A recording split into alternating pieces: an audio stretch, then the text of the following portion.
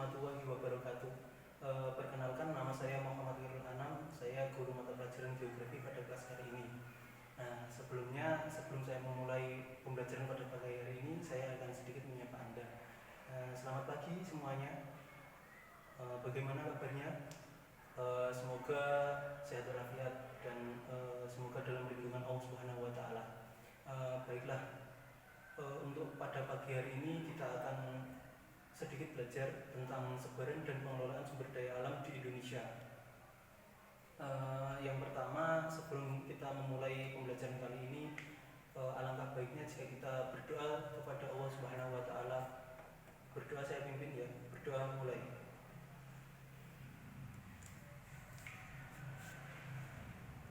Selesai. Untuk hari ini kita akan belajar mengenai tentang sebaran dan pengelolaan sumber daya alam di Indonesia. Tetapi sebelum kita memulai pembelajaran pada pagi hari ini, kita akan sedikit mengulas tentang materi yang kita pelajari kemarin, yaitu mengenai posisi strategis Indonesia sebagai poros maritim dunia. Yang pertama ada letak Indonesia, itu terletak pada dua benua, yaitu benua Asia dan benua Australia, dan juga terletak pada 6 lintang utara sampai 11 lintang selatan dan 95 derajat bujur timur sampai 140 derajat bujur timur. Selanjutnya ada batas-batas negara Indonesia. Sebelah utara Indonesia itu berbatasan dengan Malaysia, Singapura, Laut Andaman, dan juga Selat Malaka. Selanjutnya di sebelah timur itu Indonesia berbatasan dengan Samudra Pasifik dan juga Papua Nugini. Selanjutnya sebelah selatan Indonesia itu berbatasan dengan Timor Leste dan juga Samudra Hindia. Sebelah barat, untuk sebelah barat itu Indonesia berbatasan dengan Samudra Hindia. Selanjutnya untuk luas daerah Indonesia sendiri, Indonesia itu memiliki luas daerah 1.904.570 km persegi daratan dan juga 3.288.000 km persegi area laut. Jadi total untuk wilayah Indonesia itu sendiri itu 5.192.570 km persegi. Untuk karakteristik Indonesia sendiri, untuk wilayah daratan itu ada beberapa, yaitu terdiri dari pegunungan, dataran tinggi, dataran rendah, lembah. Selanjutnya untuk wilayah perairan Indonesia itu terdiri dari laut, selat, teluk, dan danau. Baik. Untuk pengulasan materi, apakah ada yang ditanyakan? Kalau tidak ada yang ditanyakan, saya rasa cukup ya untuk pengulasan materi. Selanjutnya kita hari ini akan belajar tentang sebaran dan pengelolaan sumber daya alam di Indonesia. Saya ada peta konsep untuk mempermudah pembelajaran Anda mengenai tentang sebaran dan pengelolaan SDA di Indonesia. Berikut ini peta konsepnya.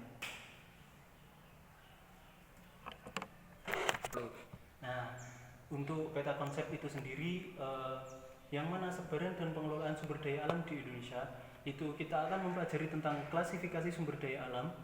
Yang kedua, kita akan belajar tentang potensi dan persebaran sumber daya kehutanan di Indonesia. Yang ketiga, kita akan belajar tentang analisis mengenai AMDAL dalam pembangunan. Yang keempat, kita akan belajar mengenai pemanfaatan sumber daya alam dengan prinsip-prinsip pembangunan dan berkelanjutan. Untuk klasifikasi sumber daya alam itu tersendiri, kita membagi menjadi 3, yaitu sumber daya alam berdasarkan sifat kelestariannya, sumber daya alam berdasarkan jenis, dan sumber daya alam berdasarkan potensinya. Itulah mengenai peta konsep dari saya untuk pembelajaran pada pagi hari ini. Untuk yang pertama, sesuai peta konsep kita akan belajar tentang klasifikasi sumber daya alam. Klasifikasi sumber daya alam ini kita akan mempelajari tentang beberapa macam sumber daya alam. Yang pertama itu ada sumber daya alam berdasarkan sifat kelestariannya. Ini sumber daya alam berdasarkan sifat kelestariannya. Sumber daya alam berdasarkan sifat kelestariannya itu dibagi menjadi 2, yaitu sumber daya alam yang dapat diperbaharui dan sumber daya alam yang tidak dapat diperbaharui. Yang pertama, sumber daya alam yang dapat diperbarui itu merupakan sumber daya alam yang apabila ketersediaannya sudah habis, apabila penggunaannya itu sudah memenuhi ambang batasnya, itu dia akan mengalami kehabisan. Nah, tetapi untuk memperoleh sumber daya ini itu tergolong sangat mudah. Nah, contoh sumber daya alam ini itu yang pertama itu ada sinar matahari, selanjutnya ada angin, ada air, dan juga keragaman hayati. Nah, untuk yang kedua mengenai sumber daya alam berdasarkan sifat kelestariannya itu ada sumber daya alam yang tidak dapat diperbarui. Nah, sumber daya alam yang tidak dapat diperbarui itu sendiri mempunyai arti bahwasanya jika sumber daya alam itu telah digunakan, maka masa dari sumber daya alam itu akan mengalami habis, dan untuk memperbaruinya itu membutuhkan jangka waktu yang sangat panjang. Nah, untuk sumber daya alam ini itu seperti contohnya itu ada minyak bumi, batu bara, mineral, dan bahan nuklir. Nah, selanjutnya sesuai dengan konsep yang kedua, yaitu ada sumber daya alam berdasarkan jenisnya. Nah, sumber daya alam berdasarkan jenisnya itu ada dua. Yang pertama itu ada sumber daya alam biotik dan juga sumber daya alam abiotik. Nah, sumber daya alam biotik itu merupakan sumber daya alam yang terdiri dari makhluk hidup dan hewan-hewan. Nah, seperti contoh sumber daya alam biotik itu ada seperti produk hutan. Nah, contohnya itu kayu, terus getah. Nah, seperti itu. Juga ada tanaman pertanian, hewan-hewan liar. Nah, seperti itu. Nah, selanjutnya yang kedua itu ada sumber daya alam abiotik. Nah, contoh dari sumber daya alam abiotik ini merupakan sumber daya alam yang terdiri dari makhluk-makhluk atau benda-benda mati. Nah, contoh dari sumber daya ini itu ada air, tanah, udara, batu, dan mineral. Selanjutnya yang ketiga kita akan membahas tentang sumber daya alam berdasarkan potensinya. Nah, sumber daya alam berdasarkan potensi atau pemanfaatannya itu ada 3 jenis. Yang pertama itu adalah sumber daya alam materi. Nah, yang mana sumber daya alam materi yaitu sumber daya alam yang dimanfaatkan dalam bentuk fisiknya. Nah, seperti contoh itu ada batu, besi, emas. Nah, jadi banyak sekali contoh-contohnya.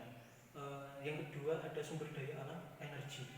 Nah, sumber daya alam energi yaitu sumber daya alam yang dimanfaatkan energinya untuk memenuhi kebutuhan makhluk hidup. Nah, seperti contoh ada batu bara, gas bumi, sinar matahari, dan lain-lain. Nah, selanjutnya yang ketiga ada sumber daya alam ruang.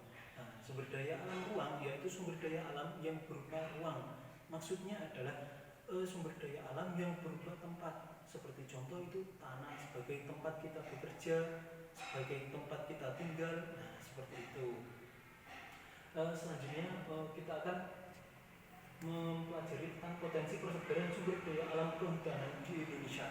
Tetapi sebelum itu, apakah ada pertanyaan terlebih dahulu? Nah, saya rasa cukup ya.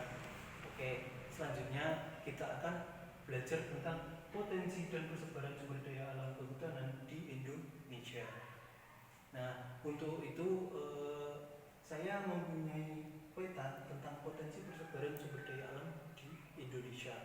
Nah, tetapi sebelumnya potensi dan persebaran sumber daya alam di Indonesia menurut Undang-Undang Republik Indonesia Nomor 41 Tahun 1999. Nah, hutan merupakan suatu kesatuan ekosistem berupa hamparan dalam yang berisi tentang sumber daya alam hayati yang didominasi pepohonan dalam persekutuan alam lingkungan yang tidak dapat dipisahkan satu dengan yang lain. Nah, untuk itu kita sebelum menginjak kepada persebaran hutan di Indonesia, saya akan sedikit menerangkan tentang macam-macam hutan di Indonesia atau jenis-jenisnya.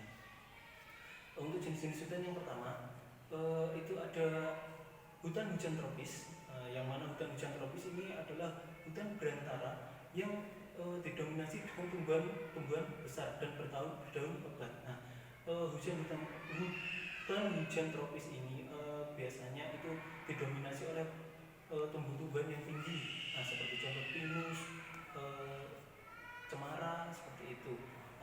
Jadi saking tingginya dan saking lebarnya dedaunan yang ada pada pohon ini, sehingga cahaya matahari tidak dapat menembus dengan leluasa ke dalam hutan.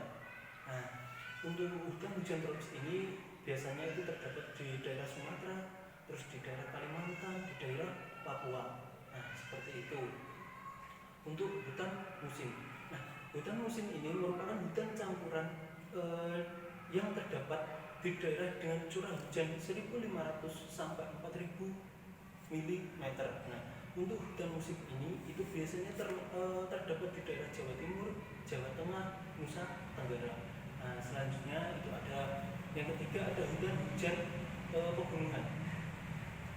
Yang mana hutan hujan pegunungan ini memiliki pohon-pohon yang hijau. Nah, pohon-pohon ini nyaris tidak pernah mengalami pengguguran. Nah, sehingga di daerah pegunungan tersebut itu terlihat hijau. Nah, untuk daerah-daerah ini biasanya itu terdapat di daerah Flores, di daerah Sulawesi, Kalimantan, Papua. Nah, seperti itu. Untuk yang keempat itu terdapat hutan sabana. Hutan sabana adalah hutan yang banyak ditumbuhi kelompok semak-semak belukar yang dikelilingi dengan rumput-rumput hijau dan juga tanaman-tanaman berduri. Nah, untuk hutan sabana ini biasanya itu terdapat di daerah Flores, di daerah Sumba itu banyak terdapat seperti itu. Untuk yang kelima ada hutan rawa. Nah, hutan rawa ini adalah hutan yang tumbuh pada daerah aluvial. Nah, daerah aluvial ini biasanya itu cenderung dengan lumpur atau cenderung dengan kebasahan atau mengandung banyak air. Nah, untuk hutan rawa ini itu biasanya terdapat di daerah Kalimantan dan juga Papua. Nah, seperti itu. Seperti di Kalimantan itu terdapat hutan rawa yang sangat luas. Nah, selanjutnya yang keenam itu ada hutan mangrove. Nah, hutan mangrove ini merupakan hutan yang terdapat pada daerah pesisir pantai yang memiliki air yang tenang dan juga gelombang yang tidak begitu besar.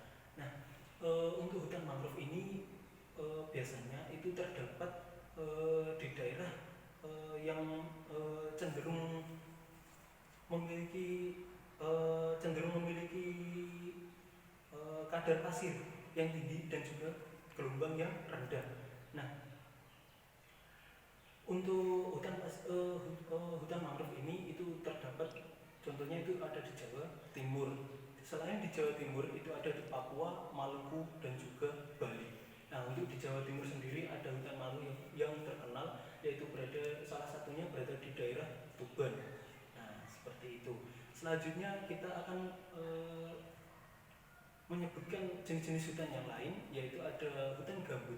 Nah, hutan gambut ini merupakan hutan yang tumbuh di daerah pada klasifikasi tipe Köppen, yaitu klasifikasi iklim Köppen. Nah, yaitu berada pada tipe A dan B. Nah, pada klasifikasi Köppen ini kan terdapat beberapa tipe, tetapi untuk hutan mangrove ini tersendiri itu terdapat pada tipe A dan B. Nah, untuk hutan gambut ini itu terdapat di daerah Kalimantan, di daerah Riau, di daerah Papua. Nah, selanjutnya untuk hutan lumut. Hutan lumut ini merupakan hutan yang terdapat di wilayah pegunungan dengan ketinggian lebih dari 1.000 meter di atas permukaan air laut. Nah, hutan lumut ini itu terdapat pada daerah Papua, Jawa, Sulawesi. Nah, baik. Itulah jenis-jenis hutan. Nah, selanjutnya kita akan melihat beberapa persebaran hutan di Indonesia. Nah, berikut ini adalah persebaran hutan di Indonesia. Nah, di Indonesia kan terdapat 34 provinsi. Nah, ini merupakan persebaran hutan di Indonesia. Nah, setelah kita melihat materi tentang persebaran hutan di Indonesia, apakah ada yang ditanyakan? Saya rasa tidak ya. Untuk hutan di Indonesia tersendiri itu ada dengan luas 129.794,73 hektar. Nah, selanjutnya apakah ada yang ditanyakan?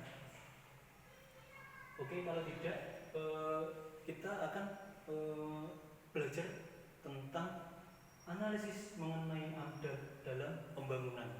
Nah, berdasarkan fungsi pokok AMDAL, AMDAL sendiri mempunyai pengertian yaitu kajian mengenai dampak lingkungan suatu usaha atau kegiatan yang dapat menimbulkan perubahan suatu daerah atau lingkungan hidup serta menyebabkan dampak terhadap ketinggian terhadap lingkungan hidup. Selanjutnya, menurut Peraturan Menteri Nomor 5 Tahun 2012 tentang jenis usaha atau kegiatan yang wajib memiliki AMDAL, yang pertama itu ada potensi dampak penting bagi setiap jenis usaha atau kegiatan tersebut. Nah, ditetapkan berdasarkan hal-hal sebagai berikut. Yang pertama, besarnya jumlah penduduk yang terkena dampak dari usaha tersebut. Yang kedua, ada luas wilayah penyebaran dampak tersebut. Selanjutnya ada intensitas dan lamanya dampak tersebut bagi lingkungan. Selanjutnya ada sifat kumulatif dari dampak usaha tersebut. Terus ada baik atau tidaknya suatu usaha tersebut bagi lingkungan. Nah, untuk yang kedua kita akan mengetahui tentang apa saja kegiatan yang wajib dimiliki atau wajib memiliki AMDAL untuk menjalankannya. Yang kedua itu ada karena ketidakpastian kemampuan teknologi yang tersedia untuk mengulangi atau menanggulangi dampak negatif yang akan timbul dari kegiatan industri atau usaha tersebut. Nah, baik, sampai sini apakah ada yang ditanyakan? Kalau tidak ada yang ditanyakan, selanjutnya kita akan belajar mengenai tentang pemanfaatan sumber daya alam dengan prinsip-prinsip pembangunan berkelanjutan. Nah, pemanfaatan sumber daya alam dengan prinsip-prinsip pembangunan berkelanjutan itu ada dua konsep. Yang pertama ada konsep kebutuhan, yang kedua ada keterbatasan lingkungan.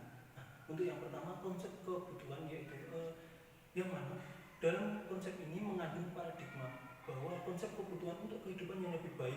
Dalam konsep ini harus menekankan pada pembangunan, harus untuk memenuhi kebutuhan manusia, tetapi tidak boleh dieksplor dengan semaksimal mungkin atau tidak boleh dieksplor secara berlebihan. Selanjutnya ada konsep tentang keterbatasan lingkungan, yang mana untuk memenuhi kebutuhan sekarang dan kebutuhan yang akan datang. Nah, dalam konsep ini aktivitas manusia itu hendaknya tidak mengabaikan keterbatasan lingkungan yang dimiliki. Nah, baik, untuk materi pembelajaran kita pada pagi hari ini saya rasa cukup. Apakah ada yang ditanyakan? Baik, kalau tidak saya akan sedikit menyampaikan ringkasan tentang materi pembelajaran kita pada pagi hari ini. Yang pertama itu ada sebaran dan pengelolaan sumber daya alam di Indonesia. Yang pertama ada klasifikasi sumber daya alam.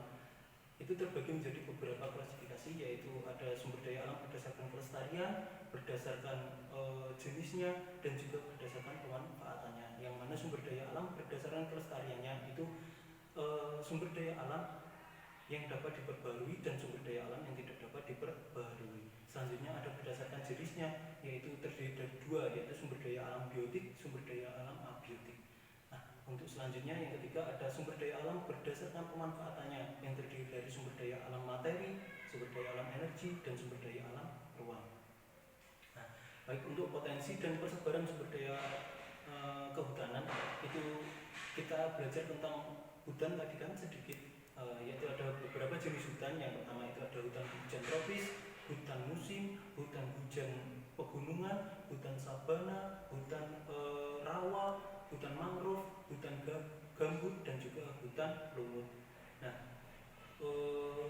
untuk mengenai AMDAL itu sendiri sudah kita pelajari bersama tadi, bahwa AMDAL itu segala sesuatu yang mengenai kajian atau kajian yang mengenai dampak penting suatu usaha yang dapat menimbulkan perubahan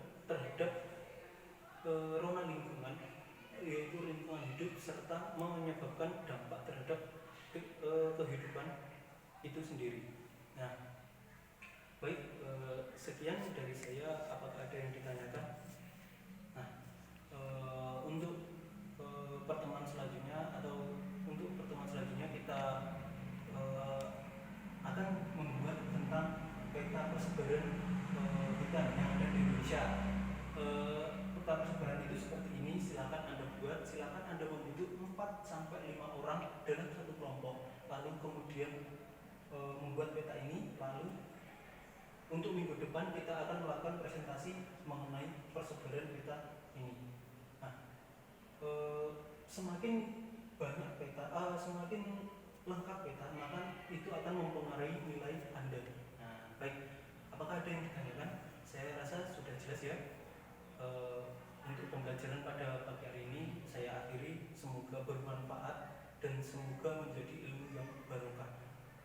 Cukup sekian pembelajaran pada pagi hari ini saya akhiri. Wabillahi taufiq wal hidayah, wa ridha wal inayah. Wassalamualaikum warahmatullahi wabarakatuh.